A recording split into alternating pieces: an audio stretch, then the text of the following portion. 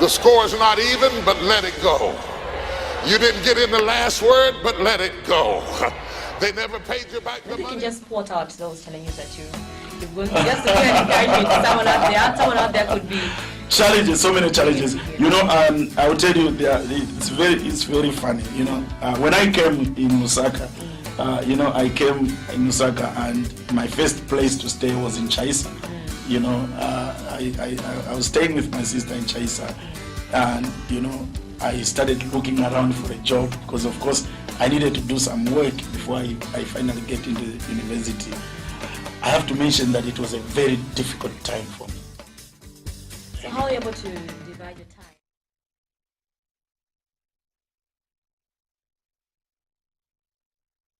Pulpit, which comes to you every Tuesday from 18 to 19 hours, and I'm your host, lovely Kayombo.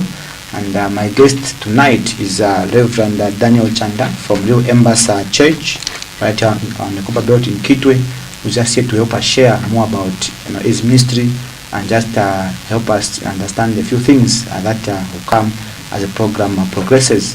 Welcome to the program, Reverend. Thank you very much. Thank you very much. And how is Lusaka so far treating you? And how is Kitwe? Wow, we are enjoying Lusaka, and despite the weather, we are enjoying it. Copper Belt is doing well.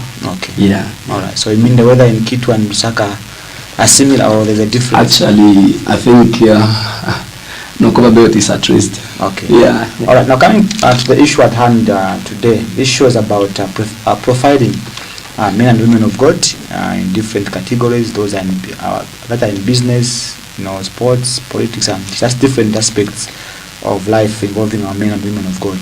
And people would want to know more about who are the people that stand behind the pulpit when they're preaching every Sunday, and maybe also during midweek services. Maybe to start the show, people do want to know who is Daniel Chanda. All right, Daniel Chanda is a young man, a young preacher who is standing to make sure that the gospel of Jesus Christ is preached everywhere, and who has the heart for God, despite what we are moving, whatever we are going through, despite what we are going through in our nation, in this life. Daniel Chanda is a man that is a young man that has just made a decision to follow Jesus Christ and preach his good news everywhere. Okay. Then maybe also share with us your childhood life. How was it like? Okay. Well, I remember the time that I was a very young boy. I loved God so much in such a way that I never wanted to miss church at some point. And not until I was going to church, but I never understood what is really church. And Mom could always encourage me for the church programs and all that. I could attend Sunday school and stuff like that. And not until a time came that I remember I was 2007, the time I remember giving my life to Jesus Christ. And I because of that interest that I had from childhood, that zeal, where I could see preachers are preaching, and I was a very young boy, where I could imitate them and trying to say one day I'll become like this. Mom kept encouraging me, not until I made it. Okay, so for you it is more like a dream come true. Yeah, it's like a dream come true. I wanted really to be a man of God, and then finally the Lord Jesus Christ has done it. Okay. Now, I've had people on this platform, pastors who've come to say, at first when they're starting the ministry, they had a fear. They thought being a pastor, you become poor as such.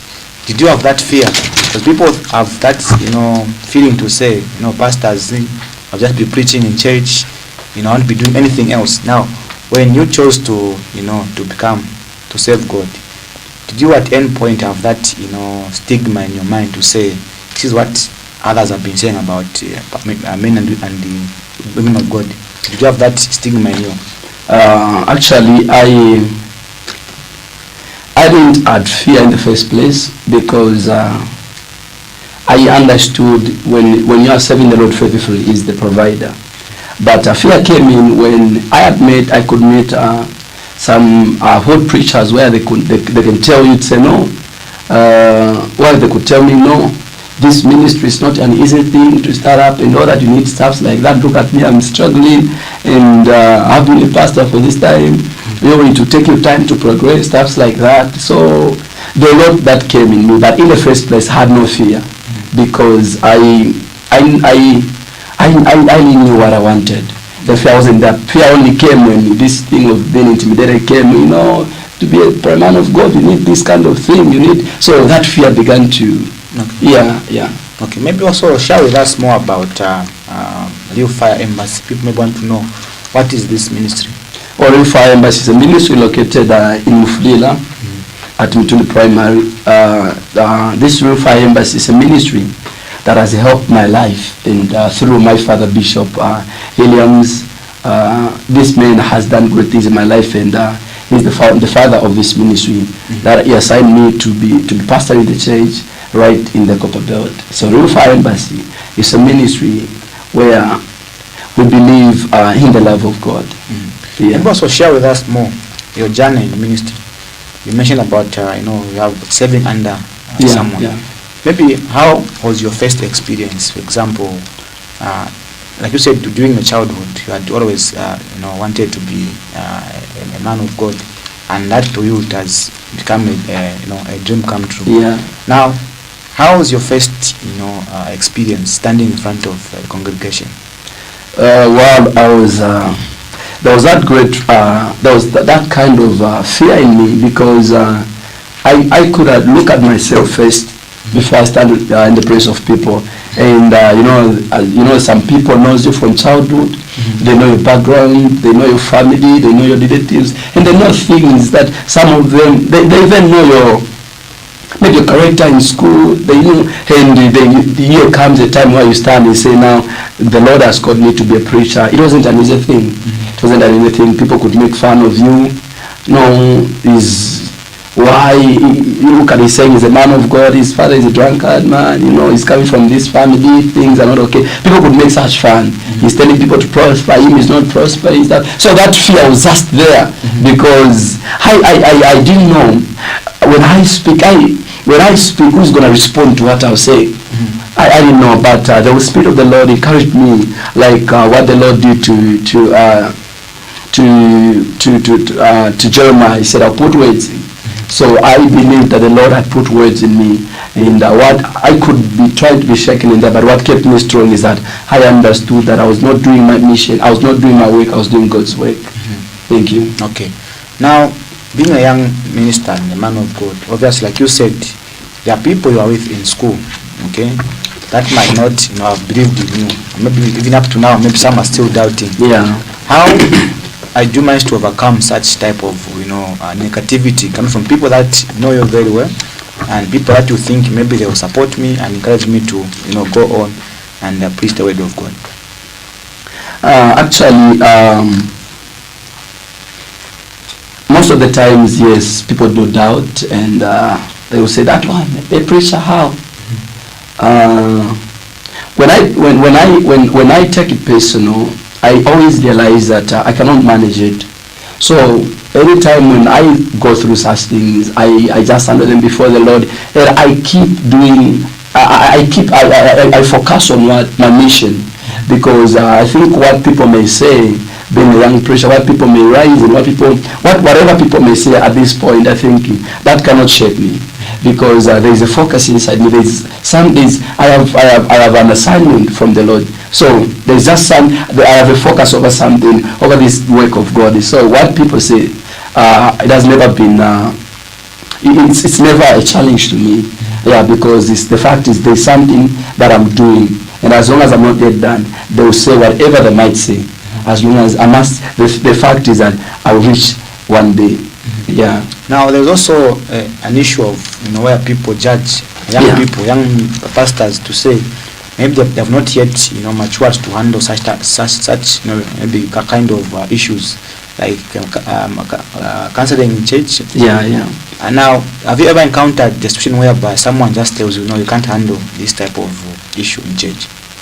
Yeah, I think a lot. A lot. I remember there was a time that I could work with one of the men of God, and at some point he could even say, who are you, to handle such issues? I remember the time that I told him, said, no, the Lord, I said we must have a Holy Communion service. He said, you are too young to handle that. And a lot of things could come in such a way that even when it's me that had started up some ministry, we wanted to always be the one in front because it's all stuff like that. No, there are things that will come your way, you will fail to handle them and all that. Now, every time I could respond, he said, the Lord knows. The time he was calling me, he knew that these things, I'll be able to handle them. And there are some things that are beyond my control. I'll ask those people that have come to me if it's possible for them that I call in my bishop so that we help them together. Yeah. Okay. Now, in terms of going out, to evangelize, like the Bible says, the Great Commission. Yeah. Going out there and winning souls. What programs do you have as a ministry on the Copper Belt to ensure that you widen up your area of operation in terms of going out to reach out to people in terms of just going different parts of not just where you are, but maybe across the boundaries of Africa? I think by God's grace, I do travel in different places, making sure that the gospel reaches out to people, and just as you are saying, we do some evangelism where we are bringing people to Jesus Christ. We go in different places. We don't look at the place. We don't look at where should we go. As long as we know that this side we believe, and we cannot choose places because everyone this time they are in need of the truth. Okay. So we reach out. We have no boundaries. We are everywhere preaching Jesus Christ. Now, in terms of financing such movements, how do you manage to obviously when you are going out, there is a cost involved. How do you manage to mobilize resources to carry out all those works? I think that one is a challenge. It's a very big challenge. It's not an easy thing. It's not an easy thing. By the grace of God, there are just some people that that loves the word of God. They do want the word of God to reach out everyone there.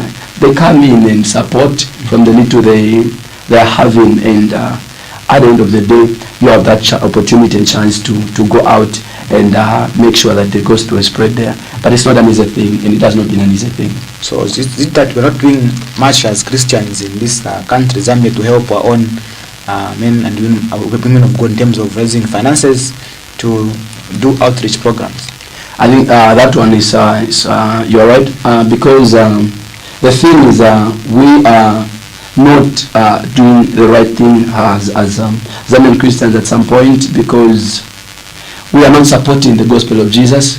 We are waiting for ministers to tell us what to do, to tell us that there is a program that is at hand, in such a way that we know the works. It's like you're telling somebody to say, early in the morning you need to sweep in the house, of which they know that the house must be clean. So we are, as Zambians, we are not doing that. That's what we are lacking most. I've seen people whereby they can manage to support the work of just ministers out there, maybe who comes in Zambia maybe for a first time in order they can do everything, but maybe that's a Monday program. They're able to sponsor everything. Then on a Sunday they were telling you, say, Pastor, I wish I would have done that. You see, but they are able to support other people out there. Okay. Yeah. So now to change such kind of mindset, what needs to be done for people to appreciate that our local pastors also need to be assisted in areas of finances? They must understand that the Lord mostly will not use somebody from far to come and change your life. The Lord is going to use maybe even a person that you never thought can help you. You understand, in the Bible declares to say there was a time of Jesus, Philip, and Nathanael, where Nathanael said, can something come out of Nazareth? And you understand that this is the life we are living, where people, they don't see anything coming out of in that area, coming out of you.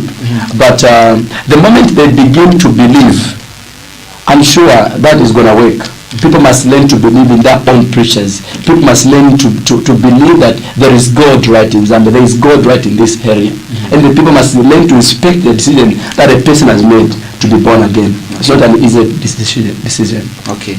You are watching The Pulpit, which comes to you every Tuesday from 18 to 19 hours, where we get to interact with our men and women of God, just get to find out what they do behind the preaching and also the things that they do before and after preaching in church, and also just to tackle a number of issues that may arise from your SMSs and as well as phone calls. And you can simply send your SMS to 0978 43 74 37 0978 43 74 37. It's a platform for pastors to just explain to us what they do off the pulpit, and also just to help us understand and advise on a number of issues that your viewers might want them to assist you. So you can send your SMSs to 0978 43 74 37 just to get in touch with us and also ask your questions and your contributions. Now, Reverend Chanda, we're still talking about the issue of assisting men and women of God, and now we find that sometimes a young minister like you you succeed, okay, you make it within a few years in ministry, and people start to raise questions to say, no, but how come this pastor has been in ministry for years, but this young man just comes and makes it, and they start cooking up certain types of stories. Is that healthy for the Christianity of this nation? That one is not, in the sense that I always tell people to say, if you see some people are making it and you're not making it, you must ask yourself something that you're not doing that they're doing. Secondly, you must learn to stick on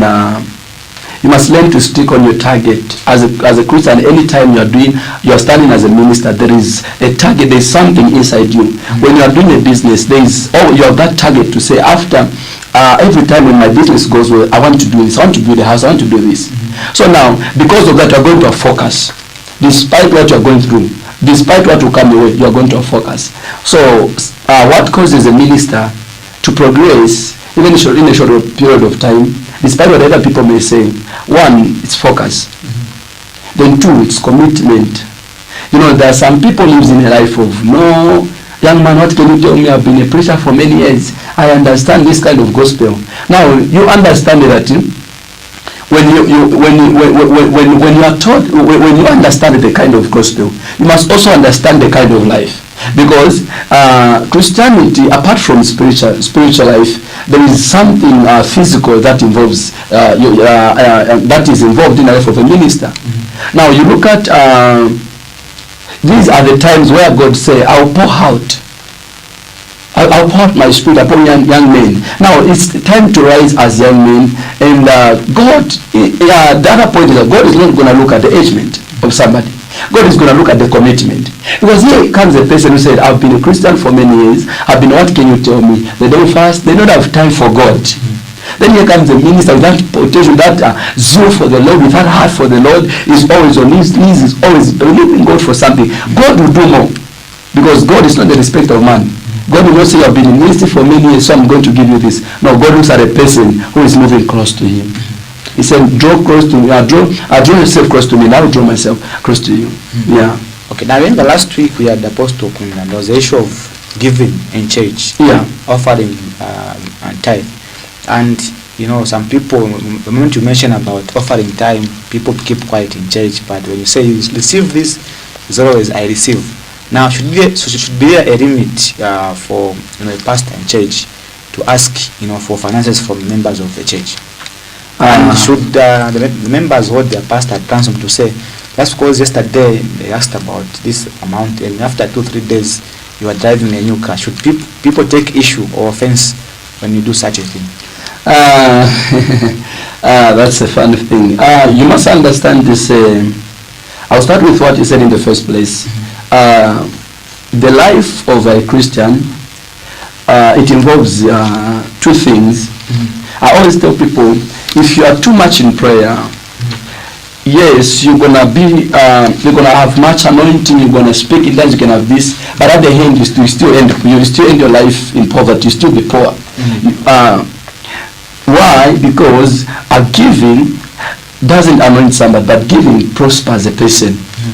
Now, why are we having people talking like that? You discover that, especially many people that talks in the church about are the ones that don't even give. A real giver will not talk about what they have done, because they understand the principles of giving. Secondly, it's not people shouldn't say anything when they see something happen, just as you have said, and they say, no, just recently is the pastor of today, no, he has having that car. I always tell people, if you cannot finance me as a pastor, don't think there are people that will not do it. There are people that have got different thoughts. There are people that are different with you. If your heart is so hard that you cannot help the work of God, you are not the only person that is in need of the gospel. There is a life out that is saying, the day I will hear this gospel, with the little I have, I'll do that. And that's why, if a pastor is prospering, then you're asking yourself, how come we give less money, we don't even give him, but he's prospering? There are other people that are doing what you're not doing. So that will not limit him from prospering. In fact, when people are giving the church, they are not, when you are giving to the church, you are not helping the God or the man of God. You are helping yourself. Because God says, give and it shall be given unto you, not to you, to you. So you are giving the church, not to help the church. You are not help the church. We are too small to help the church. You are giving the church so we can be helped. You are saying, God, I have this problem at hand. I'm giving this, what am I? You are giving what you have to receive what you don't have. Yeah. Okay. Then when it comes to the issue of youth mobilization in church and youth groups, at your ministry, how do you handle young people? And do you have any programs where you mentor them to do some kind of programs at church? Yeah, we have some youth programs. We have some youth programs and some youth. We have mentorship of youths where they must how they should live in their Christian life. Because being a youth, there are a lot of things that I've seen that a lot of youths are lacking.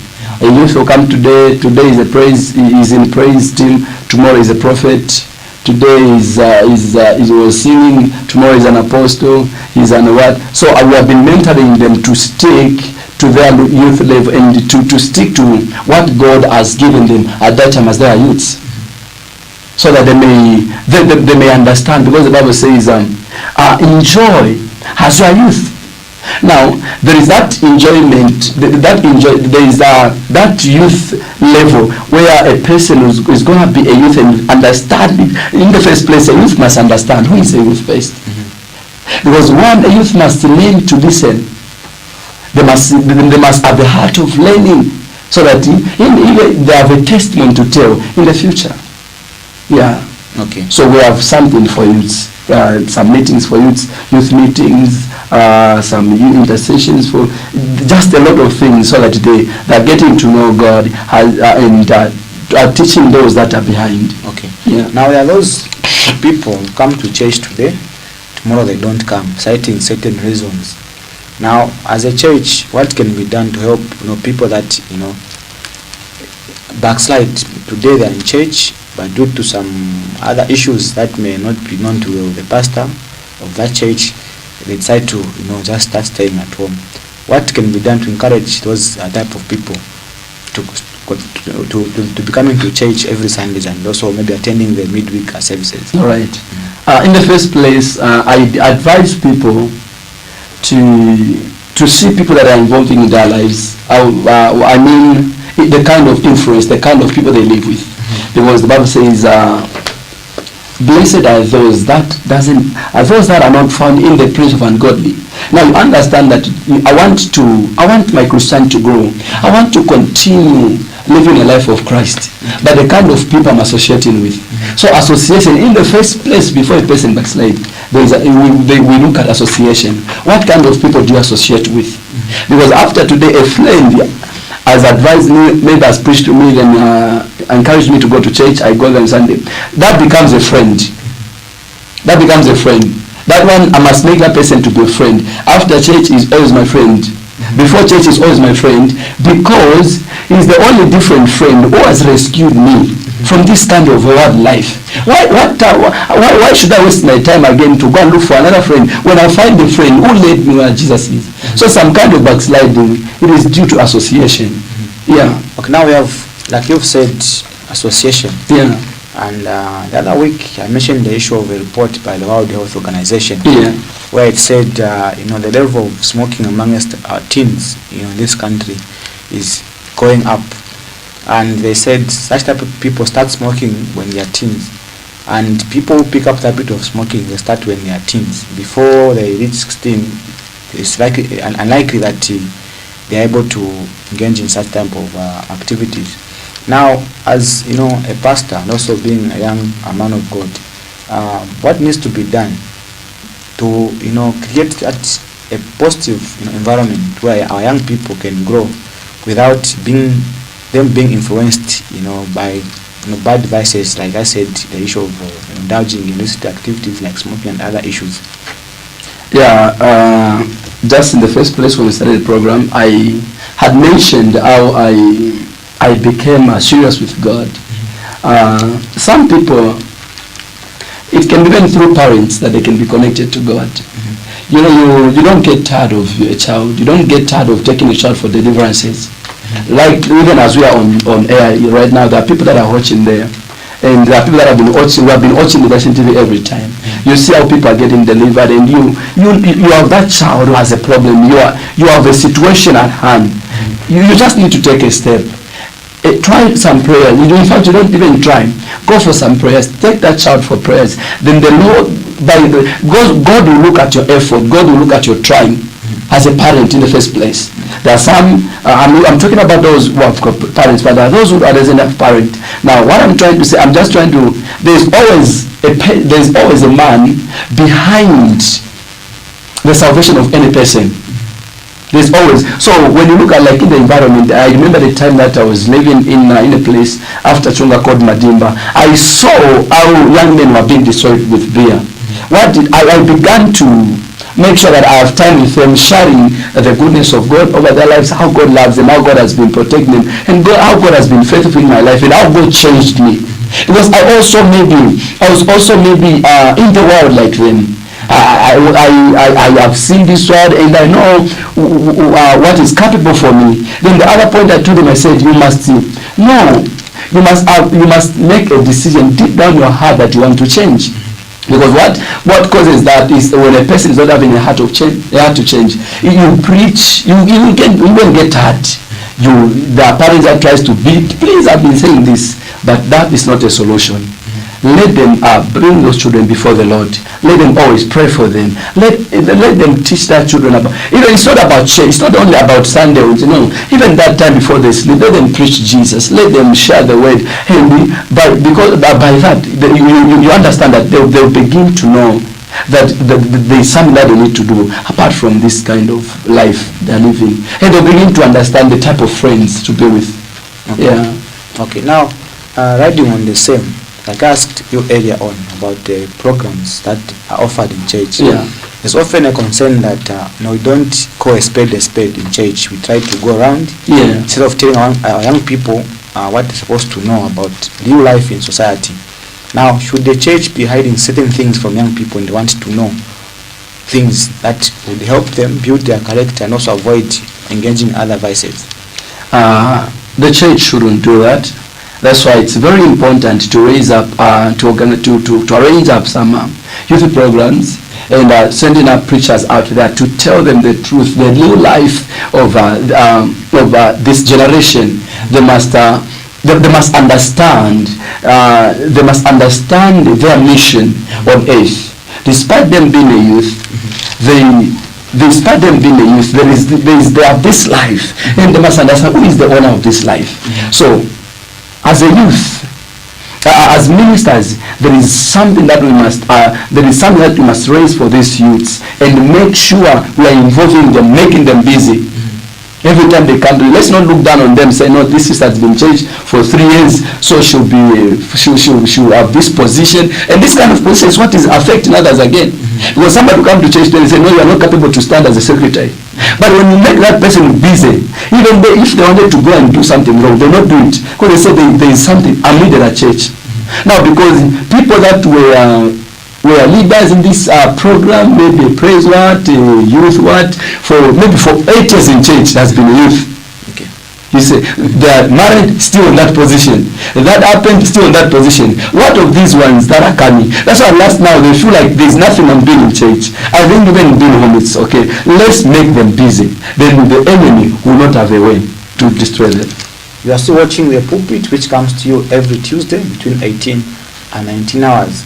And this evening I'm featuring Reverend Daniel Chanda from Real Fire Embassy right here. They are in Florida on the Copper Belt, and we're just trying to get to know who Reverend Chanda is, and also as we go on, we'll get to read your messages and also address some of the issues that are affecting our country, Zambia. And for you to take part, you can simply send your SMS to 0978 43 74 37, 0978 43 74 37. And if you want to call, there's a number on your screen, the landline, which you can use to call us right here in the studio. You just want to interact with us live right here at Liberation TV. Now, Reverend Chanda, maybe you also want to know, away from preaching, what else do you do? Away from preaching, I think I'm trying to. I had been doing one or two things like concerning business stuffs and music as a gospel musician, stuff like that, and just making myself busy doing one or two things. Not depending on the ministry. Okay. Yeah. And in terms of music, how is it going so far? I'm pushing. I'm believing God to release an album probably next or this year. There's just some things that I'm working on. Okay. Yeah. Okay. And then also maybe riding on the same, how can we revive, praise and worship in churches? You are pastor and also a gospel musician. And now how can we use music as a tool, okay, to reach out, to society and preach the word of God through music? Yeah, in the first place, you understand that we have people with great talents in the church, in the society. We need to support them with our heart, with the little we can. Let's support them. Let's expose that gift. Let's make sure that gift, it is, they need exposure. They need, they need, that's as I was saying, we need to make people busy. We need to make them busy. Let's make sure that we discover what this person comes. There are people that are seated in the church and they can do well than that person who has been doing every time. But we have been sitting on there, we have been stepping on their talents, we have been stepping on their gifts and all that. Let's make sure that every gift is operating in the church, every talent is working in the church. We must not look at them like they cannot do anything, stuff like that. Let's make sure that we discover what they can do, what they are capable of doing. What is that they can do for God? Let's promote this gospel through everywhere, through as we are singing, and let's sing the new life of Christianity. Let's sing we can only promote this kind of worship and praise by making people to understand what is really praise and what is really worship. Okay. Let's praise God because of what He has given us. Let's make sure. Let's tell people the reason why He deserves to be praised. Okay. Yeah. I'm just read two messages and then we go on with our program. This one is saying, I'm enjoying the program. To God be the glory forever and ever. About Zambian pastors, the badness, they like money than serving God. This is Panji JJ Piri from Maseko. JJ Piri Maseko at Mtendere section A. Maybe you can respond to that also. Then this one says, that's the same message sent twice. Okay, this one says, Pastor, what are you saying is right? What you are saying is right. Hope you are going the same thing. That makes Akara Petauke District Health Office. God bless you. Okay. Yeah. Then this one says, man of God, how should a Christian look in terms of dressing? Says Sean from Kafue. Okay. Then yeah, you can answer to the one which says, I'm enjoying the program. The badness is that pastors like money than serving God. This is Panji from Maseko. Okay. Mtendere section A. Okay. In the first place, what you should understand, my brother, is that the kind of the work of God that we are doing in the first place demands money. As you can see, even as you are wherever you are there, you are able to watch this Liberation TV. There is something that has been done right here so that this program can keep on, our apostle, our doctor can always be on air and stuff like that, that we can even have access to be. There is something that has been, and there are people behind, partners of liberation supporting this ministry. So you must, in the first place, you must understand that the Church of Jesus Christ needs to be financed. Not that pastors likes money. I'm not going to argue in the first place, but that term of pastors in Zambia likes money is not a correct term. There are people out there that can help you despite what you have and what you don't have. But again, there are some people in such a way that even if they have, they will not even try their best. They will not even use the little they have to support the church. That's why today now you find out pastors can even tell you, say, hey, bring money for me to do that for you. Because the challenge is that people this time, they think where they are paying, that's why maybe things are working. When you begin to most serving people on whereby they're saying no, it's for free stuff like that, they say it will not carry weight. People begin to say maybe people they want a person who is going to do, they have a world mind where they need to pay to achieve something. So pastors don't like money. It is the work of God that needs money, not lead pastors.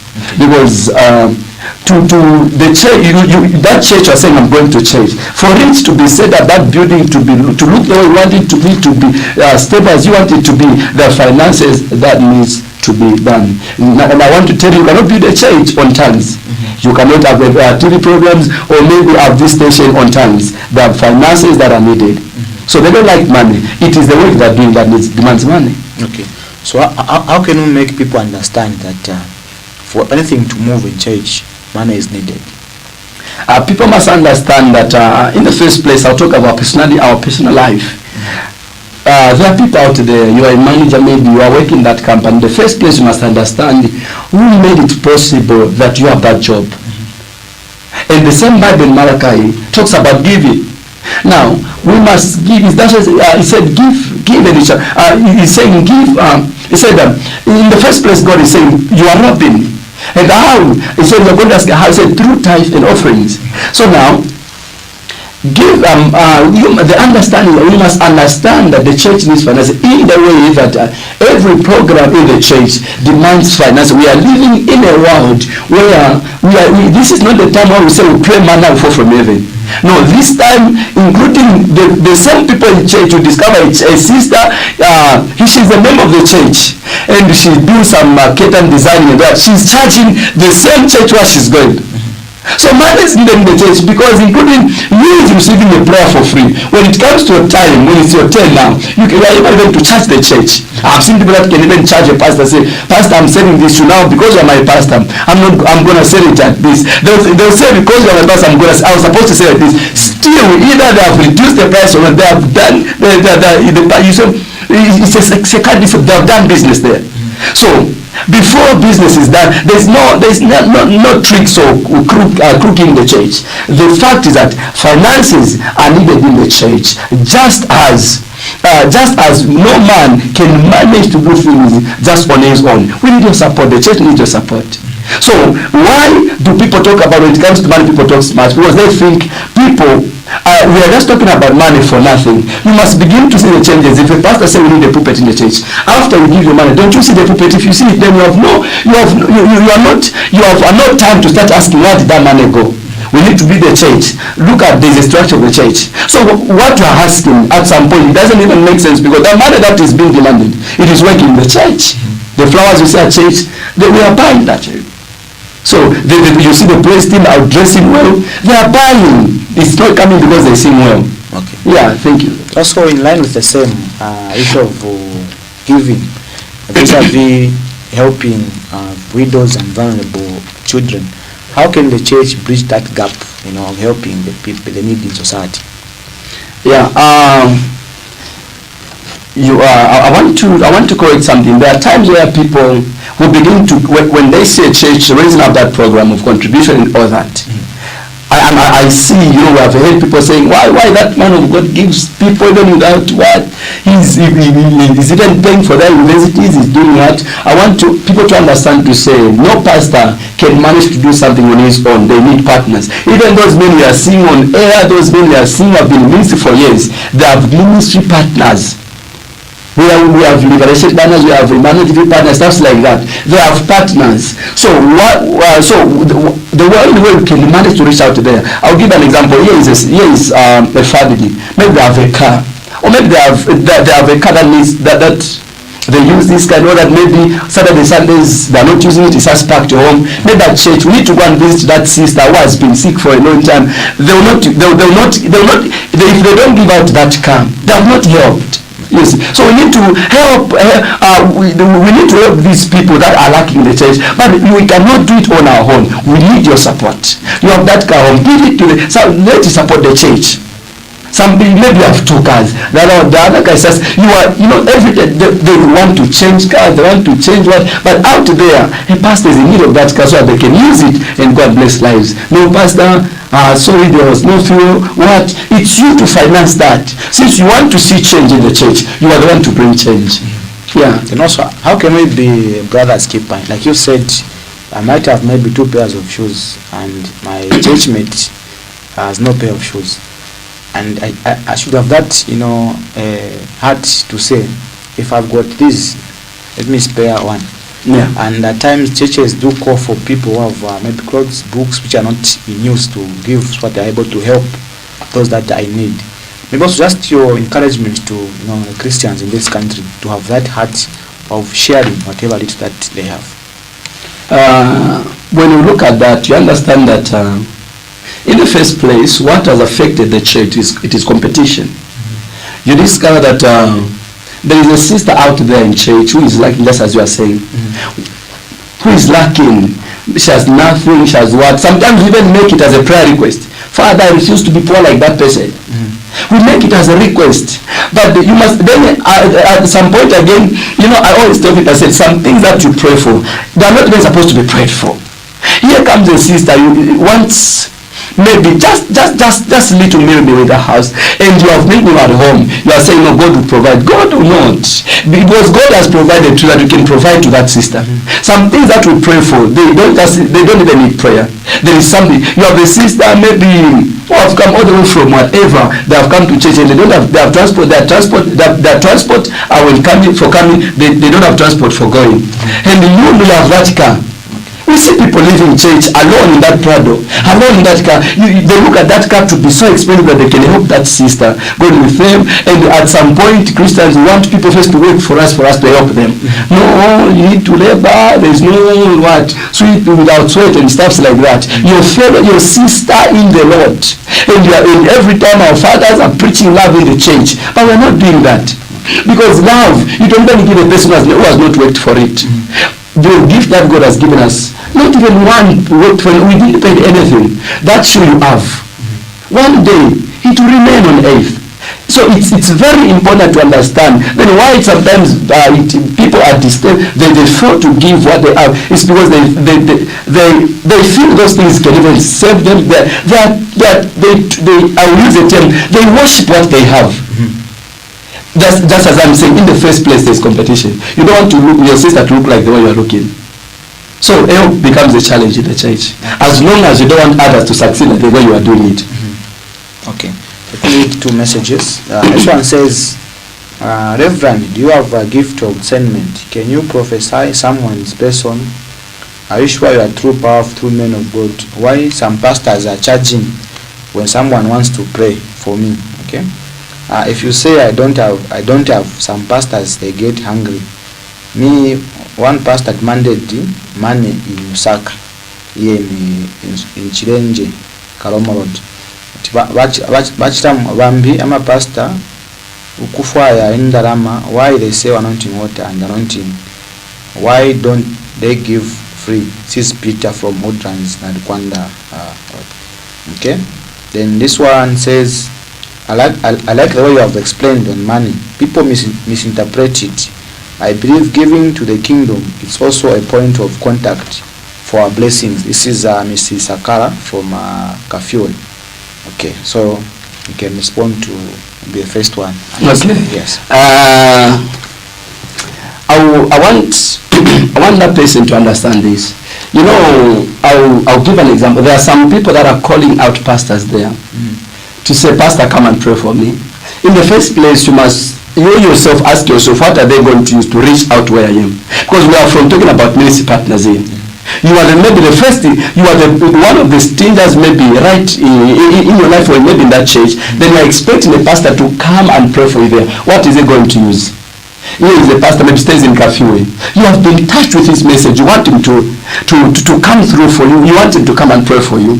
You must first ask yourself, how is he going to move to come where I am here? Secondly, you must understand that the man of God you are dealing with, they don't make anointing oil. They buy anointing oil. You see what I'm using? They use some transportation to bring those things what you want. So in short, the things that you are demanding demands money. That is my point. The things that you are demanding demands money. You must understand that church is not for empty people. You remember in the Bible, the man of God is entering the house of a woman who was a widow. Asking the woman, what do you have in your house? The woman said, I have nothing except the little oil. Because this is the mentality that many Christians have. They have that mentality to say, when you have little, you cannot share. So they say, I don't have anything. So as in the first place, there is something, my sister or my brother, that you are hitting that demands money. How did you manage to buy that money? How did you manage to buy that minimum and fail to get that oil? For something to be for free, there is a need of supporting.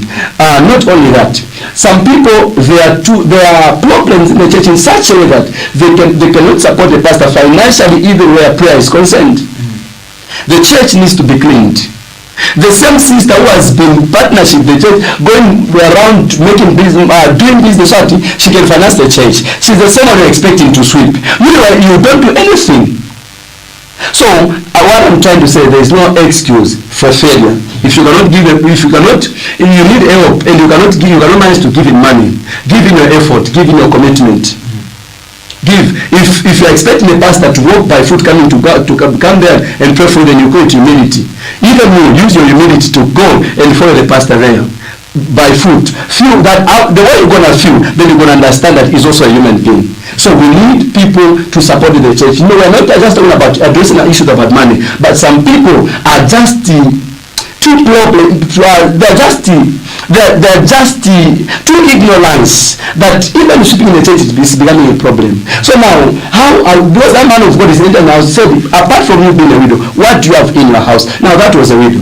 Maybe this man, some of you that are watching me, maybe you're not even a widow. You're not. No, that widow gave a coin. That was a widow. There are some scriptures that are addressed specifically for a widow. There are scriptures that are specifically for children. Are you a child? Are you a widow out there? But why are you trying to talk like that? Some of them, they give some scriptures hiding their stinginess. So the point is that the pastor is not charging you. But what you want from a pastor, it's what demands money. Not a pastor wanting money from you. That anointing oil you want to receive for free. There is a sister out there who did something that anointing can come. Are you telling me, my brother, my sister, you have been living for the whole month, not even a coin? Then that becomes a problem. So we are not saying at any time you need to, it's every time there to support. No. Some people are just too ignorant that they have just been waiting for God's time is the best, God's time is the best, God's time. So all this life, it has been devil's time. They must learn that nothing that comes to you for free that you value. That's why some pastors at some point they'll tell you do this because they want to see if you are serious with what you want. Because there are some people that are just saying, since it's for God, I can make money at home and all that. Then the church, they're saying you need support, they're quiet. You need to support the church. We are not going to run away from that. The fact is that whatever you want, either a pastor to come there, either you to have that anointing on, it is never for free. Support it and you'll be supported. Okay. I'll read 3 more. This one says, Pastor, we thank God for you. Everything you've answered in the light of God. Very charismatic reader. Continue with the same spirit and God bless you. People are used to talking about men of God where money is concerned, but they receive miracles, they rejoice, God forgive us. This is Linda from Skanzi. Okay. This one says, man of God, explain more on anointing oil. What makes it to be anointed? Okay. This one says, Pastor, I concur with you. You are very right. Where can a pastor be getting money if he works in the church? it's the reason why pastors, they stop ministering in the church and begin to do their works. Where if a pastor becomes busy, it again becomes a problem in church. Okay. This one says, man of God, can a person get cursed if he didn't take the tithe, seed and offering when he gets blessed? This is Frederick Daka. Was it in the message? Yeah. Okay. Okay. This one says, good evening. Which church do you head, my brother? I think you mentioned when starting. Maybe when closing you also mentioned that. Then this one says, how do they get powers? By using anointing oil and anointing water to heal the sick. Some they say, Adkwata, Ekuwafunyabambi, I'm a pastor, I'm a powers to get someone healed. Peter from Hoodrans. Okay, he sent another one earlier about the same anointing oil where I said he was told to pay. All right. See some pastor in Chilenje again, you sent just to ask another question. Okay, let me read one more, then you can respond to maybe 2 or 3. I'm grateful and humbled with your program. That's true. I have a passion for God, but I need your help to be connected to a church God has assigned to be. I'm Francis from Chingola. How do I meet you? I think at the end of the program, be able to explain and give them your contacts. Maybe you can respond to maybe this one. The anointing one. Yes. No. Maybe this one says, what? Pastor, I concur with you. You are very right. Where can a pastor be getting money if he works in church? And if a pastor stops attending to church activities, it also becomes a problem again. Yeah. Okay, so you can respond to that as well. That one is so interesting. You know, what my brother is saying is, you know, you must understand that the more you need that pastor. Just as I was from explaining, that pastor you need, there is something that is needed. Listen to some people could come and say, man of God, we want to meet you, but it's like you are kind of busy, you move up and down, stuff like that. Even I think I had that challenge in my church where people would say, Papa, you are always moving up and down. I said it's because you people, you don't understand what I need. You don't understand what I need, because I'll just be living here. Tomorrow I'll be working there. You'll be saying our pastor decided to work. The time maybe you have that problem, it's urgent, you need me to come and help you there. I'm at work, my boss needs me. Sometimes I've seen pastors maybe you are hosting big meetings, conferences and overnights. Maybe they are planning to go for the boss say you are working night shift. And at the end of the day, pastors they will know our father will come and all that, and the overnight is over, and people end up saying no, they were lying. No, they were not lying. The pastor was trying to find, it's like people want a pastor but they don't understand what the pastor needs. And just as I'm saying, you know, many people, that has been a challenge. They have made, especially pastors without some pastors that they had focus, and today people have caused them to lose the focus because of the situation. They want to serve God, but they are lacking some things, and there are some people that we have out there in the church that can even help out, but it's like they are just too stingy and all that. So at the end, a pastor now becomes busy with his way because he doesn't want to suffer, he doesn't want to be poor. At the end, when he becomes poor, I say, that pastor is now poor. Hey, that pastor is not doing this. So that's why some pastors have involved themselves to do 1 or 2 things. Okay. Yeah. Then another SMS was saying that can a person get cursed if you are not, giving tithe, offering, and other? Okay. When you understand in the Bible, Deuteronomy 28 coming down, the Bible talks about, the Bible is explaining. The Bible is explaining about the same thing. The Bible says, you must learn to, in the first place, again, Deuteronomy 8 is 18, the Bible talks about the same thing. The answer is yes, you can be cursed. In the sense that you are not returning back to the one that has blessed with those things. That's what the Bible says. If you don't obey my commandments, you see, there are consequences in disobedience. God is the one that has done that. In fact, that one is the answer is direct. The fact is that you get cursed because the Lord is the owner of what you're having. Then you are holding it. You don't want to give it. There is a case because what you're having is not yours. It's for God. Okay. I think we have about 5 minutes to go. Maybe you can respond to this one. Is it true that he's coming from Francis from Chingora? He sent earlier on saying that I wanted to be connected to a church that God has assigned him, but again he has sent another message saying that is it true that the pastors have powers to curse a member in church? This is Francis from Chingora again. What I'll tell you is that when you are doing what is wrong against a servant of God, probably you can be cursed. Let's look at those young ones who laughed in the book of Kings, who laughed at Elisha. The Bible says he cursed them in the name of the Lord. They were just laughing. They were making fun. The Bible says they were making fun of me. He cursed them in the name of the Lord. And the Bible says, touch not the Lord's anointed one. So if you have done what is not right before God, and it has provoked a servant of God, probably that case can work in your life, because the same man that can bless you, the same man that can manage to curse you. Okay. Because he is a servant of God. Yeah. All right. Maybe under 2 minutes, your concluding remarks. What I would just want to, what I can encourage viewers out there is that we are just talking about, it's a time that we must rise and support the church. It is the time that we must rise and support the kingdom of God, support many preachers in this land of Zambia. I want to tell you then, I want you to understand something, that as a child of God, you must understand your role in this life. There is a role you need to play as a child of God, and as long as you're not doing that, the church will keep on struggling. The church will keep on facing challenges. The church will keep on having problems. Some of you can be asking yourself, that pastor was a good pastor, every time he could come and pray for me, this time he's not praying, because he thought as he's praying for him, maybe you are going to change and at least maybe improve in your area, but still you are still in that position. He has led you, he has instructed you, he has led you to Christ, but it's like you sister, my brother, you have just been, you are so hard to follow some instructions. That's why today, even there are people say, that man of God has been to my house before, you are praying with him, you are worshiping with him, but out today he has forgotten me.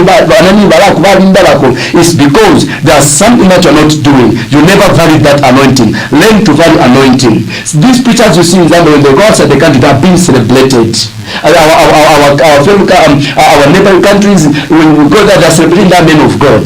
Please, I want to encourage you that as long as we cannot support the kingdom of God and servants of God in this land of Zambia, there are some consequences. There are some things that will never change. And not you not respect, it will not work for you. Don't look at the background of a pastor. Don't look at the kind of things that people what you want to see in a pastor, but look at what the assignment that pastor has with God. Thank you very much for finding time, for moving from the Copper Belt to come and feature on this program, which comes every Tuesday. And maybe within 5 seconds, someone was asking about how they can get connected to you. Just within 5 seconds. You can get connected to me through my line 0977 894171 0977 894171 0977 894171. Whatever, I'm available for you anytime you call me. My line is ever on. Call and we'll respond to you. God bless you. Thank you very much for coming to our Thank program. you very much. Welcome. This has been the Pulpit. I was featuring Reverend Daniel Chanda from Real Fire Embassy on Florida, the Copper Belt. Welcome, just help us understand a few things and also to respond to your concerns that you sent through the SMS. This has been Lovely Kayombo. Join me next time, same platform. God bless you and good night. With your part-time ministry as well as your family and work as well, how do you divide your time? Well, I do it, and also I exercise a lot. Yeah, I exercise. I play soccer. Yeah, I play soccer. You back the money, but let it go. If you let go of where you've been, God will give you so much in where you're going that what God has for you is not worthy to be compared to what is behind you. I hope that you might have life and have it more abundantly. The Pulpit. Every Tuesday, 18 hours to 19 hours. I prophesy over your life. You will not be a Judas that will miss your destiny. You will not be a Judas that will miss your destiny. In the name of Jesus. Get inspired and encouraged with uplifting messages from men and women of God.